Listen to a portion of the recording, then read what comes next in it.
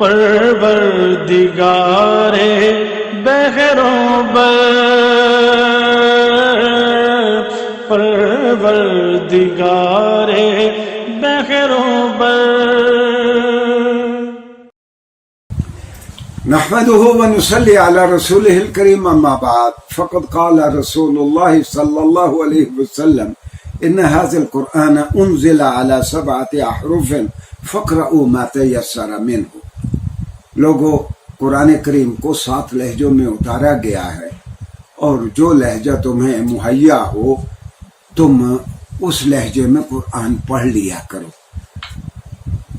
پچھلے لیکچر میں ہم نے عرض کیا تھا کہ ہم بتائیں گے کہ لوگوں کے قبائل کے مابین قرآن کریم پڑھتے ہوئے اختلاف کی نوعیت کیا تھی. میں سورہ فاتحہ سے چند مثالیں آپ کی خدمت میں عرض کرتا ہوں کہ سورہ فاتحہ تو ہم سب کو یاد ہے اور اس سے بات سمجھنا آسان ہوگی.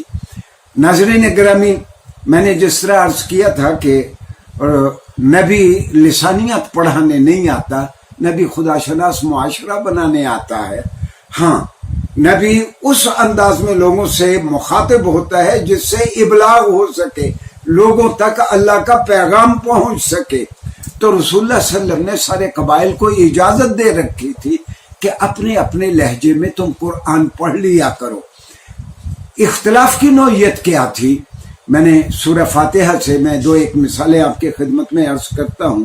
مثال کے طور پر کئی لوگ پڑھتے تھے مالکی یوم الدین. ایک قبیلے کا فصیح ڈائلیکٹ ہی یہ تھا مالکی یوم الدین. ایک اور قبیلے کا فصیح ڈائلیکٹ یہ تھا مالکی یوم الدین. آپ صلی اللہ علیہ وسلم نے اجازت دے رکھی تھی کہ تم اپنے اپنے لہجے میں تم قرآن پڑھ لیا کرو. سورہ فاتحہ کے علاوہ بہت مشہور آیت ہے تسود وجوہ. کئی قبیلے تسود ان کی زبان پہ نہیں چڑھتا تھا، وہ تے کی زیر کے ساتھ اس کو پڑھتے تھے تسود وجوہ. ہماری لغت کی کتابوں میں بار بار یہ بیان ہے کہ بہت سارے فلاں فلاں قبیلے کے لوگ تسود پڑھتے تھے.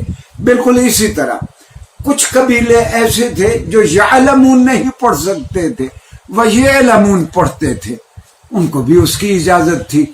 اچھا، کچھ قبیلے ایسے تھے وہ سورہ فاتحہ کی آیت ایاک نعبد و ایاک نستعین کو نون کی زیر کے ساتھ پڑھتے تھے، نستعین پڑھتے تھے، اور رسول اللہ صلی اللہ علیہ وسلم نے اس کی اجازت دے رکھی تھی. ہم آپ کو سنواتے ہیں عالم اسلام کے ایک بہت بڑے قاری عبدالصمد عبدالصارم کی زبان میں سورہ یوسف کی ایک آیت کا چھوٹا سا حصہ کہ وہ قرآن کریم کی سورہ یوسف کے آیت کے ایک لفظ کو حیت لک کو وہ 5 طریقے پہ پڑھتے ہیں. حیت لک، حیت لک تے کی زیر کے ساتھ، حیت لک، ہت لک، ہیت لک، یعنی یہ سارے الاؤڈ طریقے تھے قرآن کریم پڑھنے کے. تو آپ کو اندازہ ہو جائے گا کہ قرآن کے دشمنوں نے کیا کیا. انہوں نے بعد میں یہ ساری روایات اکٹھی کی جو رسول اللہ صلی اللہ علیہ وسلم نے اجازت دے رکھی تھی، اور جب سیدنا عثمان رضی اللہ عنہ نے رسول اللہ صلی اللہ علیہ وسلم کے ذاتی لہجے یعنی قریشی لہجے پہ قرآن کو دوبارہ لکھوایا اور باقی لہجوں کو آپ نے ایبروگیٹ یا کالعدم قرار نہیں دیا، لیکن سرکاری ورژن آپ کے قریشی لہجے میں تیار کیا گیا، تو انہوں نے اس پہ سیدنا عثمان رضی اللہ عنہ پہ الزام باندھنے کی کوشش کی اس کا کہ انہوں نے قرآن میں خدا نخواستہ تحریف کر دی. نقل کفر نہ باشد. آئندہ لیکچر میں ہم اس کا جائزہ لیں گے.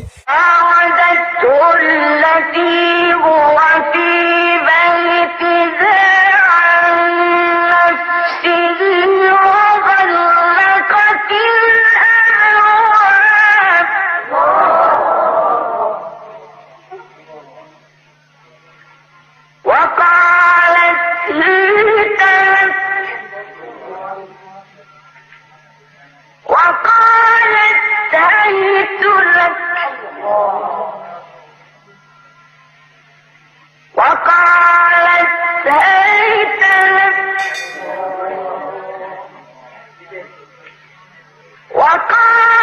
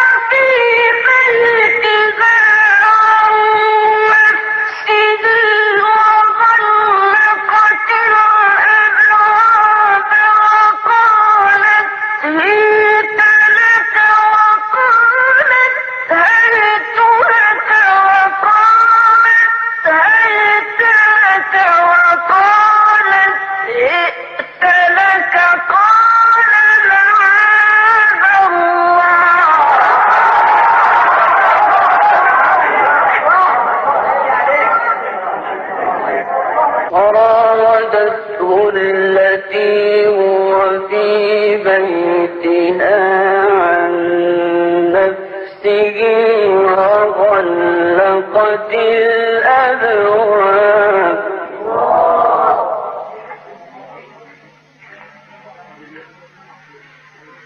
وغلقت الأبواب وقالت هيت لك وقالت هيت لك وقالت هيت لك وقالت جئت لك وغلقت الأبواب وقالت هيت لك قال معاذ الله. ایک اہم بات میں عرض کر دوں کہ رسول اللہ صلی اللہ علیہ وسلم پہ جو قرآن اترا وہ اللغہ العربیہ المشترکہ میں اترا، دا کامن عربک لینگویج.